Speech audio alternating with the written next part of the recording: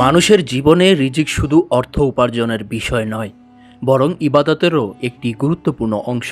একজন মুসলমানের উপার্জন যদি হালাল হয় তাহলে সেই আয়ে বরকত আসে, কিন্তু যদি আয়ের উৎস হয় হারাম তাহলে সেই সম্পদ মানুষের দুনিয়া ও আখিরাত দুই জীবনেই নেতিবাচক প্রভাব ফেলতে পারে।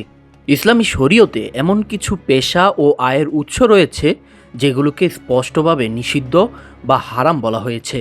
ইসলামী গবেষকরা বলছেন, শুধু বেশি আয় করাই নয়, সেই আয়ের উৎস হালাল কিনা সেটিও গুরুত্বপূর্ণ। পবিত্র কোরআনে আল্লাহ তাআলা বলেন, হে মানুষ, পৃথিবীতে যা কিছু হালাল ও পবিত্র রয়েছে তা থেকে আহার করো এবং শয়তানের পদাঙ্ক অনুসরণ করো না। সূরা আল বাকারা আয়াত 168। তাহলে ইসলামের দৃষ্টিতে কোন কোন পেশাকে হারাম বলা হয়েছে? প্রথমেই রয়েছে সুদের সঙ্গে সংশ্লিষ্ট পেশা। ইসলামে সুদ বা রিবা কঠোরভাবে নিষিদ্ধ।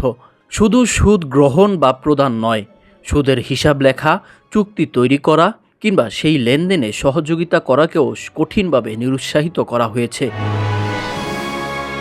রাসূল সাল্লাল্লাহু আলাইহি ওয়াসাল্লাম বলেছেন, আল্লাহ সুদ গ্রহীতা, সুদদাতা, সুদের লেখক এবং সাক্ষী সবার উপর লানত করেছেন। সহিহ মুসলিম। দ্বিতীয়ত রয়েছে মদ ও মদ সংশ্লিষ্ট ব্যবসা।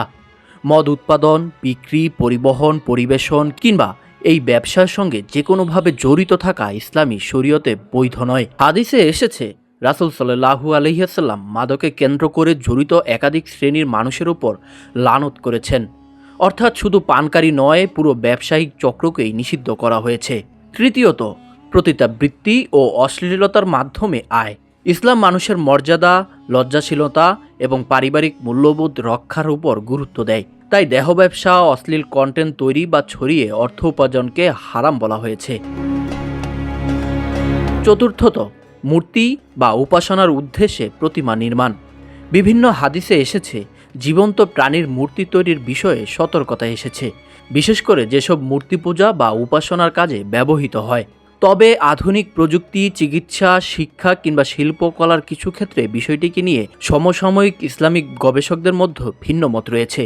তাই এই ধরনের বিষয়ে নির্ভরযোগ্য আলেমের পরামর্শ নেওয়ার পরামর্শ দেওয়া হয়। পঞ্চম এবং শেষ বিষয়টি হল, যে কোনো পেশা যার মূল ব্যবসায়ী হারাম, যেমন জুয়া পরিচালনা, ঘুষ, প্রতারণা, চুরি, ডাকাতি কিংবা মানুষের সম্পদ অন্যায়ভাবে আত্মসাৎ করে অর্থ উপার্জন। পবিত্র কোরআনে আল্লাহ বলেন, তোমরা একে অপরের সম্পদ অন্যায়ভাবে ভক্ষণ করো না। ইসলামী বিশেষজ্ঞরা বলছেন, আজকের যুগে অনেক নতুন পেশা ও প্রযুক্তি নির্ভর কাজ সৃষ্টি হয়েছে। তাই কোনো চাকরি বা পেশাকে যাচাই বাছাই ছাড়া হারাম বলে ঘোষণা ঠিক নয়, কারণ অনেক ক্ষেত্রে কাজের ধরন, উদ্দেশ্য এবং বাস্তব দায়িত্বের উপর ইসলামী বিধান নির্ভর করে। একই সঙ্গে তারা মনে করিয়ে দিচ্ছেন, হালাল রিজিক শুধু দুনিয়ার সফলতা নয়, বরং আখিরাতের সফলতার সঙ্গেও জড়িত। রাসূল সাল্লাল্লাহু আলাইহি ওয়াসাল্লাম বলেছেন, নিশ্চয়ই আল্লাহ পবিত্র, আর তিনি পবিত্র জিনিসই গ্রহণ করেন। সহিহ মুসলিম।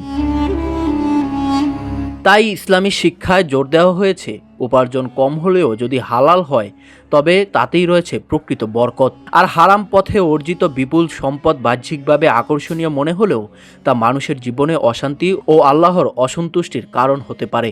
সবশেষে মনে রাখতে হবে, কোনো ব্যক্তি বা নির্দিষ্ট পেশা সম্পর্কে চূড়ান্ত ধর্মীয় রায় দেওয়ার আগে কোরআন, সহিহ হাদিস এবং যোগ্য ইসলামী আলেমদের ব্যাখ্যা অনুসরণ করাই একজন মুসলমানের জন্য সবচেয়ে নিরাপদ।